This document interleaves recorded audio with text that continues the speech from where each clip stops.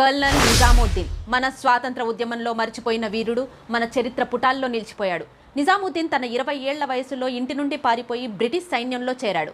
సైన్యంలో పనిచేస్తున్నప్పుడు ఇతను ఒక సంభాషణ విన్నాడు. బ్రిటిష్ అధికారులు తెల్లజాతి సైనికులకు భారత సైనికులను చావనివ్వండి, కానీ ఆహారం తీసుకెళ్లే గాడిదలను రక్షింపమని చెప్పారు. అది విన్న నిజాముద్దీన్ కోపంతో ఆ అధికారిని కాల్చి చంపి సింగపూర్కు పారిపోయాడు.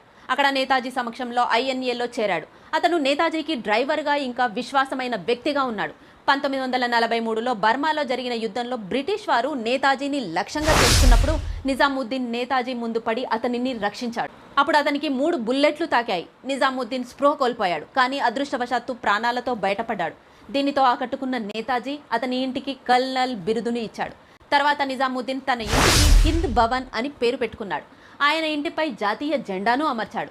నిజాముద్దీన్ ఏదైనా సంభాషణను ప్రారంభించినప్పుడల్లా జై హింద్ అని ప్రతి ఒక్కరిని పలకరించాడు.